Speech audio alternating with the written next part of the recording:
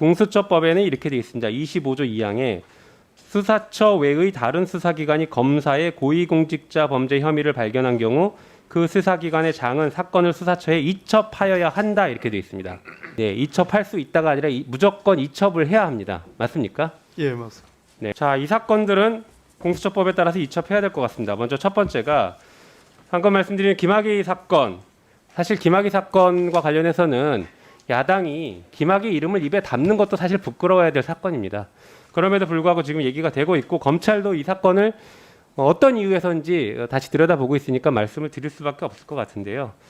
지금 이 사건으로 수원지검에서 이모 검사에 대해서 그리고 이모 검사에 대해서 압수수색을 했고 현재 검사들 당시 과거사 조사에 관여됐던 검사들의 이름들이 나오고 있습니다. 이 사건 검사가 수사 대상이기 때문에 공수처 이첩해야 되지 않습니까? 존경하는 김용민 의원님 지적한 대로 공수처법에 의하면 현재 상태에서 공수처로 이첩하는 게 옳겠습니다. 그다음 채널A 사건 검언육착 검사 한동훈과 관련된 사건이죠.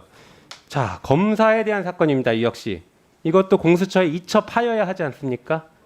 지금 불기소 뭐 해야 된다라는 보수 언론들이 계속 얘기를 하고 있는데 아마도 한동훈 검사장의 휴대폰이 공개되면 그게 포렌식에서 뭔가가 확인되면 걷잡을 수 없는 무엇인가가 있지 않을까 두려워서 자꾸 불기소를 빨리 서두르는 거 아닌가라는 의혹들이 제기되고 있습니다.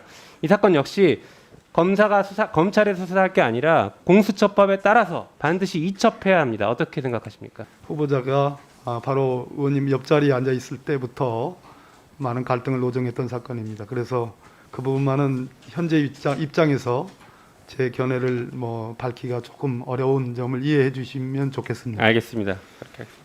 그다음 세 번째 윤석열 검찰총장의 부인 사건. 이 사건도 역시 공수처법에 따르면은 공수처 수사 대상이 맞습니다. 그렇지 않습니까? 이 사건은 검사 사건이 아니라 반드시 이첩은 아니지만 현재 검찰의 수사가 거의 이루어지지 않고 있는 것 아닐까라는 국민적 의혹이 제기되고 있기 때문에 이첩을 고려하실 필요가 있다 생각합니다. 어떻습니까? 역시 제 위치에서 대답하기 어려운 사건인데요.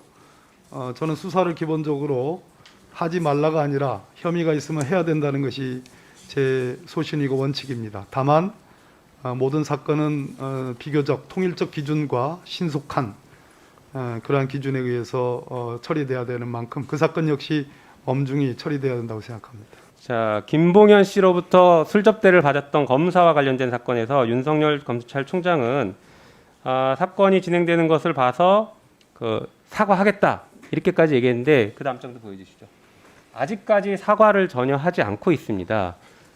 더 중요한 문제는 사실 이 사건에 술접대를 받았다는 의혹이 제기됐고 수사까지 받았던 검사가 앞서 말씀드린 김학의 사건의 수사단의 검사로 참여했고 공판 진행 중에 술접대를 받았습니다. 술접대를 받으면서 술접대를 수사했던 것이죠.